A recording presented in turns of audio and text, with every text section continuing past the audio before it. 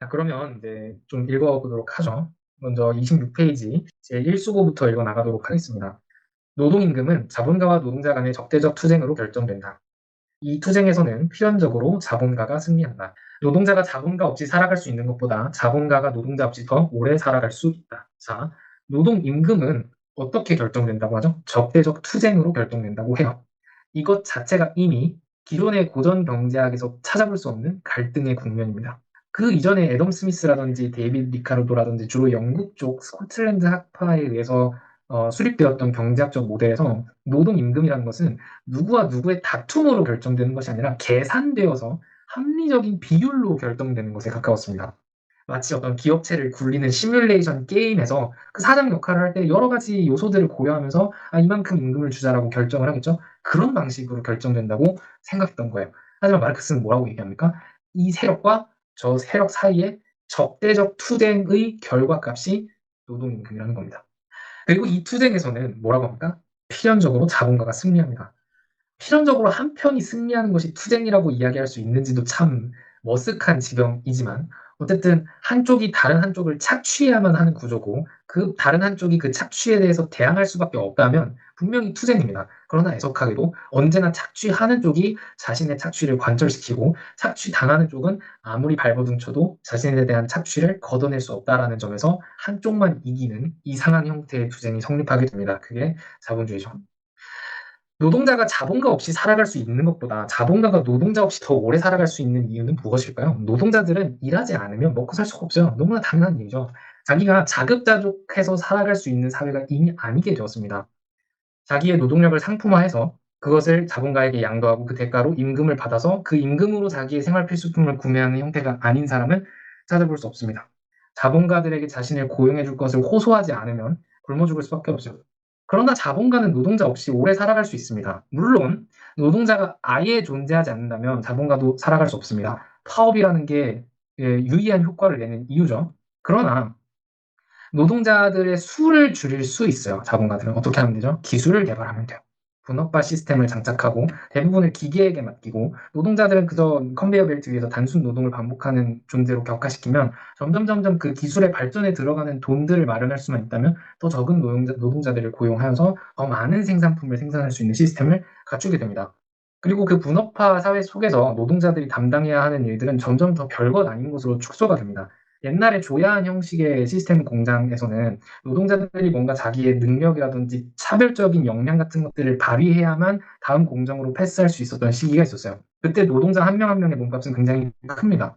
하지만 대량 생산 시스템 속에서 단지 그냥 나사를 박는 것을 반복한 노동자들의 몸값은 낮습니다. 그 노동자를 해고하더라도 얼마든지 다른 대체 노동자들을 고용할 수 있어요. 사지 멀쩡하고 똑같이 눈으로 볼 수 있고 이 망치를 똑같이 할 수 있으면 얼마든지 노동자들을 다시 고용할 수 있습니다. 해고하고 다시 고용할 수 있죠. 그래서 자본가들은 노동자 없이도 더 오래 살아갈 수 있습니다. 노동자 없이 살아갈 수는 없지만 노동자 없어도 더 오래 살아갈 수 있습니다. 자, 자본가들의 계속 읽겠습니다. 자본가들의 단결은 관습적이고 효과적이지만 노동자들의 단결은 금지되고 그들에게 나쁜 결과를 낳는다. 너무나 우리 사회를 관통하기도 하는 당연한 얘기들이기 때문에 부차적인 설명은 필요치 않을 것 같기도 합니다만은 자본가들의 단결에 대해서 한 가지 첨언을 좀 해드리죠. 당시 마르크스 사회에서도 너무나 팽배한 일이었어요. 예를 들면 자본가들은 자본가라는 이름으로 존재하는 게 아니라 정치인 아니면 국가 지도자 혹은 정치 세력들 이런 형태로 존재를 했었습니다. 그 정치 세력들이 예를 들면 독일과 프랑스라든지 이렇게 국가 간의 전쟁을 내셔널리즘에 입각해서 독일에게 짓밟힌 프랑스의 자존심을 회복하자, 프랑스에게 짓밟힌 독일 국민들의 자존심을 회복하자 이러면서 막 싸우다가도 프랑스에서 예를 들어서 노동자들이 봉기를 일으켜서 프랑스 정부를 내쫓은 사건이 일어나잖아요. 그러면 독일과 프랑스가 서로 앙숙처럼 잡아먹을 듯이 으르렁거려도 잠시 그걸 휴전을 하고 독일 측 군인들이 프랑스 측을 도와주러 옵니다. 누굴 때려잡으러? 프랑스 민중들을 때려잡으러. 그러니까 사실 프랑스 정부, 독일 정부, 프랑스 권력층, 독일 권력층 이 사람들은요. 진정으로 대립하는 게 아니에요. 사실 진정으로 대립하는 건 누구죠? 자본가와 노동자예요. 그래서 어딘가에서 노동자들이 불만을 품고 자본가가 노동자 위에 군림하는 이 사회 자체를 전복시킬 시도를 했다라는 그 관측이 되면은 자본가들은 즉각 형제적인 사회 동포주의를 발휘해서 모두가 함께 나서서 저 빨갱이들을 때려잡자라며 군대를 파견할 겁니다. 이 단결은 굉장히 오래된 관습적인 효과적인 단결입니다. 계속 읽겠습니다. 게다가 지주와 자본가는 자신의 소득에서 산업에 발생한 수익을 더할 수 있지만 노동자는 자신의 근로소득에 지대도 자본 이익도 더하지 못한다. 지주는 땅 가진 사람이죠. 땅 가진 사람은 자기 땅이 있고 그 땅을 누구한테 사용하는 어떤 대가를 줌으로써 지대를 계속 얻습니다. 자본가들은 어떻죠? 노동자들의 노동력을 사요. 그리고 원재료 같은 것들도 사요. 그리고 그것들을 굴린 다음에 팝니다. 팔면서 언제나 추가 이익을 얻죠. 그렇죠? 이 추가 이익이 얻어지지 않으면 산업 자체가 굴러가지 않을 테니까요. 그 이 추가 이익들을 그 땅 주인한테 지대로도 주고 노동자들한테 임금도 주고 뭐 원재료 산 거에 대해서 어음도 지급하고 언제나 뭐가 남죠? 이윤이 남아요. 자본가들을 위한 이윤이 남아요. 그래서 자기가 구매한 것들보다 언제나 부가되는 가치가 있습니다. 더 할 수 있어요. 이 수익을 더 할 수 있고요. 뭐 산업을 더 효율화시킨다든지 노동자들의 임금을 더 깎아서 더 착취한다든지 하여서 계속해서 그 수익을 증대시키고 더 해나갈 수 있습니다. 그러나 노동자들은 어떻죠? 매월 자기 통장에 따박따박 찍히는 그 임금 이외에 어떤 것도 더 할 수가 없습니다. 뭐 부업을 하면 되지 않나요? 그건 또 다른 노동을 해서 또 다른 노동 임금을 더하는 것이지 노동 임금 자체에 어떤 별도의 부가적인 원인을 더하는 게 아니란 말이죠. 자, 그래서 계속 읽겠습니다. 노동자 간의 경쟁은 그토록 격심하다. 왜? 우리는 노동자들은 부가적으로 우리의 수익을 더 거둘 수 있는 방편이 없고 제한적인 일자리들, 제한적인 자본가들의 숫자에 먹이 다툼을 하려고 투쟁할 수밖에 없으니까 고용되지 않으면 그 끝은 죽음이라는 걸 알기 때문에 이 제한된 고용 일자리에 자기가 주인공이 되고자 동료 노동자들과 경쟁할 수밖에 없게 되는 것이죠. 따라서 자본, 토지재산, 노동의 분리는 노동자에게만 필연적이고 본질적이며 해로운 분리이다. 자본과 토지재산은 이러한 추상에 반드시 계속 머물지는 않는데 반해 노동자의 노동은 그럴 수밖에 없다. 자, 여기서 자본과 토지재산이 이러한 추상에 반드시 계속 머물지는 않는데 반해 여기 추상이라는 게 무슨 말일까요? 자본이라는 거는 또 토지 재산이라는 거는 원래 인간의 활동이고 자연의 일부였어요. 땅, 토지, 이 원래 자연의 일부잖아요. 자본이라는 것도 인간이 만든 물건들의 축적이었어요, 원래는.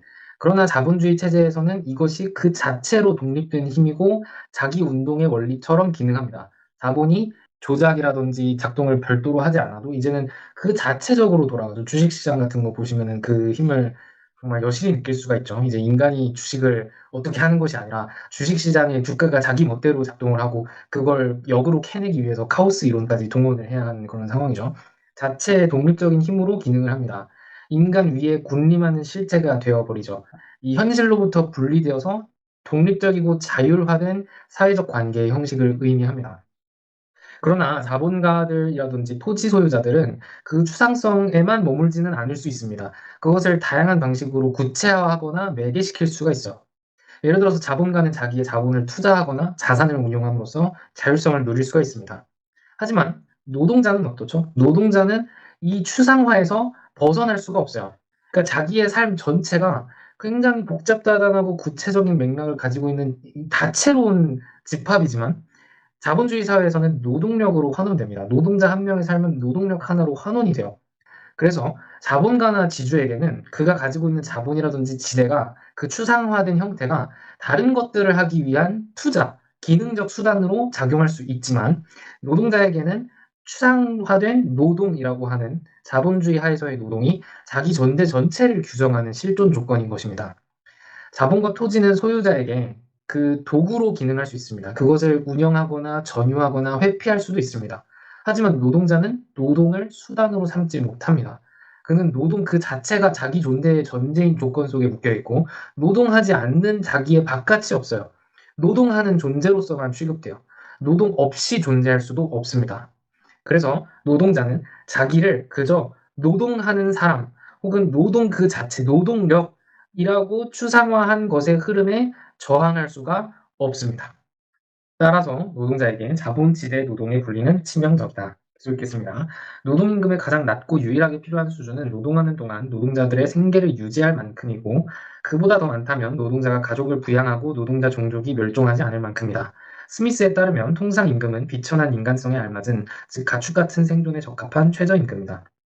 그래서 마르크스가 이제 고발을 하는 거죠. 그러니까 애덤 스미스와 같은 고전 경제학의 노동자들의 인간적인, 정신적인 필요들을 충족시켜 주어야 한다라는 전제 자체가 없다는 거예요. 그러니까 그들이 먹고 살 수 있는 만큼의 돈을 받으면, 그들이 식탁 위에 음식을 올릴 수 있으면 아무 문제가 없고 경제도 문제없이 돌아간다라고 생각을 한 거죠.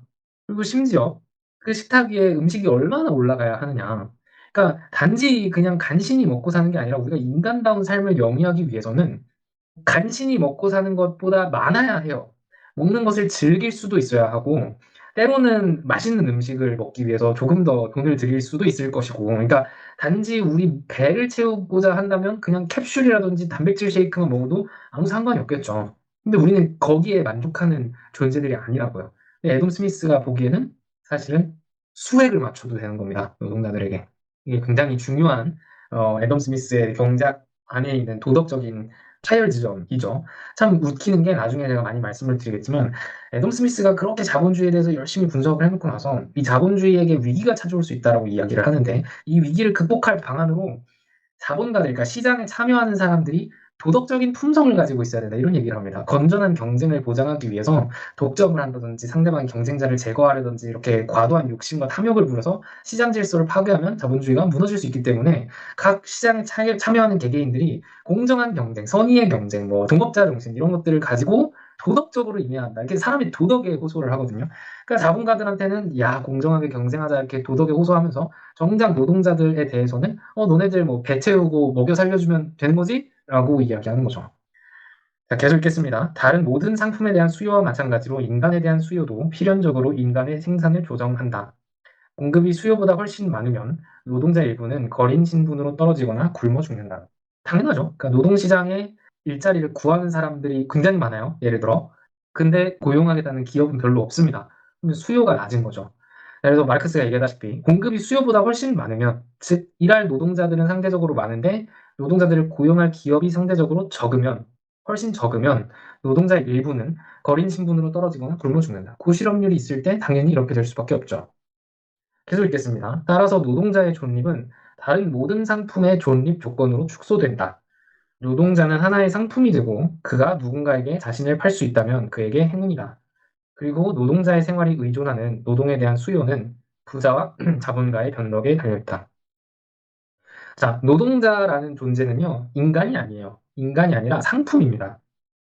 노동자는 그 노동력을 의미하죠. 한 단위의 노동력을 구매해서 그걸 가지고 어떻게 이 생산을 굴릴 수 있는지에 대한 계산기를 두드려서 그만큼의 상품 가치를 매기고 임금을 지급하는 그런 형태의 상품입니다. 그런데 노동력은 다른 상품, 그러니까 최종 생산물인 상품들과는 다른 지위를 갖죠. 그러니까 노동력이라는 건 시장에 직접 내놓는 것이 아니라 시장에 내놓는 상품들이 존재하기 위해서 그 배후에 있어야 하는 상품 이전의 상품이에요. 그렇죠? 그래서 말스가 여기서 다른 모든 상품의 존립 조건이다 이렇게 얘기를 하죠. 근데 이 존립 조건이라고 해서 뭐 대단하거나 뭐 띄워준다거나 이런 게 아니에요. 다른 상품이 존재하기 위해서 바닥에 깔려야 하는 존재, 그런 존재로 축소돼 있다는 거예요. 뭐가? 노동자라는 인간이. 그렇죠? 노동자는 하나의 상품이 되고 누군가에게 자기를 팔 수 있다면 행운으로 여깁니다. 자기를 판다는 것 자체에 대해서 문제가 되는 것, 이 수준을 가리키는 것어서 팔 수 있어서 감사한 지경에 이르게 되는 것이에요. 그리고 노동자들을 얼마나 고용할 것인지, 누구를 고용할 것인지 이런 것들은 부자와 자본가들의 변덕에 달려 있습니다. 이번 분기에는 안 뽑아야지, 제 마음에 안 드니까 해고하고 다른 사람 뽑아야지, 이런 것들 다 변덕에 달려 있죠. 읽겠습니다. 공급이 수요보다 많으면 가격을 구성하는 여러 부분, 즉 이윤, 지대, 노동 임금 중 하나가 가격 이하로 지불된다. 그에 따라 이 요소들 중 일부는 사용해서 거둬들여지므로 시장 가격은 중심점인 자연 가격으로 이끌린다. 무슨 말일까요? 공급이 수요보다 많아요. 자, 공급이 수요보다 많으면 어떻게 해야 되죠? 가격이 인하돼야 돼요. 내가 물건을 공급했는데 물건 공급은 엄청 하는데 그 물건을 찾는 수요가 적습니다. 그럼 당연히 가격을 낮춰서 물건을 팔 전략을 세워야 되겠죠. 그래서 시장 가격을 낮춰야 돼요. 자, 내가 물건을 만들었는데 그걸 시장에다 내다 파는 가격을 깎아야 됩니다. 그럼 어디선가 손해를 감수해야 된다는 얘기인데요. 그 손해를 감수할 수 있는 여지는 세 가지가 있습니다. 첫 번째, 자본가인 내가 먹을 돈, 즉 이윤. 두 번째, 지대, 이 공장 땅 주인한테 매달 줘야 되는 임대료. 세 번째, 노동임금, 노동자들한테 지급해줄 월급. 이 중에서 어떤 것들을 깎지 않으면 시장 가격을 낮춰서 팔 수가 없어요. 손해를 봐야 됩니다. 자, 그럼 어디에서 손해를 볼까요? 내 이윤, 그러니까 나의 이득, 그걸 깎아먹는 자본가들은 없습니다. 지대, 그걸 자기가 마음대로 깎을 수 있고 말고 한 것이 아니에요. 토지 소유자와 자본가가 동일한 인물이 아니라면, 즉, 자본가가 동시에 대토지를 소유하고 있는 현대형 자본가가 되어 있는 것이 아니라면, 그 지주의 이득을 내가 마음대로 깎아먹거나 할 수가 없습니다. 고정되어 있는 경우가 많아요. 그럼 어디서 깎을까요? 월급 깎는 거죠. 노동 임금을 깎는 겁니다. 자, 그래서 일부는 사용해서 걷어들여질 수밖에 없다. 그래서 시장 가격은 중심점인 자연 가격으로 이끌린다. 이 자연 가격이라는 건 여러분 경제학 공부 기초적인 거 하셨으면 당연히 보셨을 수요 공급 곡선 그래프 있죠? 수요와 공급이 그 가운데 지점, 교차하는 지점에서 자연적인 가격으로 형성된다 이런 거 많이 들어보셨었죠? 그 자연 가격에서 이탈된 가격으로 시장 가격이 책정이 되면 자연스럽게 마치 물이 아래로 보이듯이 자연 가격을 향해서 시장 가격이 조정되게 된다. 뭐 이런 얘기가 이제 애덤 스미스의 보이지 않는 손이고 뭐 그런 얘기죠. 자, 계속 읽겠습니다. 그렇지만 분업이 높은 수준으로 이루어지면 노동자가 자기 노동을 다른 쪽으로 돌리기 가장 어렵고 두 번째, 자본가에게 예속된 관계에서는 노동자가 제일 먼저 손해를 입는다. 따라서 시장 가격이 자연 가격으로 이끌리면 노동자가 가장 많이 그리고 무조건 패배하게 된다. 자, 뭐죠? 노동자들은요, 분업이 높은 수준으로 이루어지면 다른 노동을 하기가 어려워져요. 왜? 자, 예를 들어서 제가 어떤 물건을 만드는데 그 물건 생산에 있어서 아마 한 50% 정도의 지식과 노하우를 다 몸에 익히고 있는 굉장히 고급 인력이에요. 그러면 제가 일이 잘려도 이 공장에서 잘려도 어디 사업체에서 잘려도 제 능력을 필요로 하는 기업체에 다시 취직을 할 수가 있습니다. 그렇죠? 근데 현대에 특히 이제 마르크스가 분업화라고 얘기하는 그 이미지가 환기한 게 뭐냐면 공장 컨베이어 벨트에서 나사 박는 일만 했어요. 그러니까 내가 쓸만한 뭔가 공장이 나를 필요로 할 만한 그런 스킬들을 갖추고 있지 못하고 이 노동 과정에 대한 지식도 전무합니다. 그냥 말 그대로 소위 말하면 몸빵을 한 거예요. 몸만 성하면 할 수 있는 단순 반복 노동 작업을 한 거예요. 그럼 내가 공장에서 해고를 당하면 제가 시장에 노동시장에 나왔을 때 자본가들에게 매력적인 구매 대상일까요? 매력적인 구매 노동력일까요? 아니에요. 별다른 스킬도 없고 뭐 얼마든지 다른 사람으로 갈아 끼울 수 있는 부품에 불과할 겁니다. 물론 뭐 노동력이 필요하면 뭐 몸성한 사람들은 다 오십시오 하고 고용할 수도 있겠지만 그만큼 해고도 빠를 겁니다. 분업이 높은 수준으로 이루어지면 노동자들의 노동에 대한 기술과 지혜와 지식과 노하우가 그만큼 얇아지기 때문에 생산 과정에 대한 지식과 통제가 적어지기 때문에 다른 쪽으로 자기 노동을 돌리기가 어렵습니다. 이직하기 어렵다는 거죠. 해고하면 큰일 나게 된다는 거고요. 두 번째 뭐라고 얘기하죠? 자본가에게 예속된 관계예요. 아까 얘기했다시피 자본가는 한 노동자를 고용하든 해고하든 상관이 없습니다. 분업화까지 고도화해서 진행했다면 더더욱 그래요. 그러나 한 명의 노동자는 그와 관계를 맺고 있는 자본가가 자기를 자르느냐 마느냐가 자기 삶의 존립 조건과 결부되어 있어요. 더 강하게 예속되어 있는 것은 노동자입니다. 그렇기 때문에 자기가 잃을 게 너무 많은 사람들인 노동자들을 보면 자본가가 무슨 생각을 하겠습니까? 월급 좀 깎는다고 해서 너희들이 이 공장을 나갈 수 있겠어? 라고 생각을 하는 거죠. 이 공장에서 일하기를 그만두고 나면 너희들을 고용해줄 시장이 있을까? 단순 반복 노동을 했을 뿐인 너희들이 매력적인 노동력으로 여겨질 수 있을까? 당장 내가 너희들에게 임금을 지급해주기 때문에 하루 벌어 하루 먹고 사는 직업인데 그 일자리를 구할 때까지 너희들이 버텨낼 수 있을까? 불만이 있으면 해고를 당하고 불만이 없으면 깎인 월급에 만족하거라 라고 생각을 하게 되는 것이죠. 그래서 언제나 노동자가 가격의 변동 과정 중에서 가장 많이 그리고 무조건 패배하게 됩니다. 반면 자본가들은 어떻습니까? 자, 자본가에 대한 설명을 읽어보겠습니다. 그리고 자본가가 자기 자본을 다른 쪽으로 돌릴 수 있는 바로 그 능력은 특정 노동 부문에 제한된 노동자를 실직하게 만들거나 노동자가 자본가의 온갖 요구에 굴복하게 만든다. 자, 시장에 내놓을 물건들을 가격을 깎아야 돼요. 뭐 쉽게 말해서 허리띠를 졸라매야 되는 상황이에요.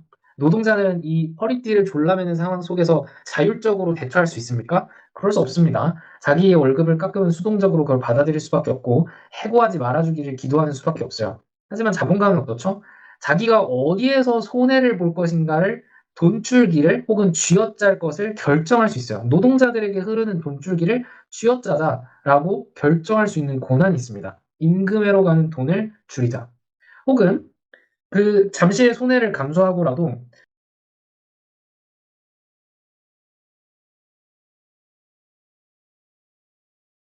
임금을 지급하지 않아도 되는 시스템을 개발하겠다라고 결정을 내릴 수 있어요. 그래서 공장을 더 짓거나 기계를 들여오거나 기술 확장을 하거나 개발을 하거나 이런 데에 자기 돈을 투자할 수도 있습니다. 저고용을 위해서요.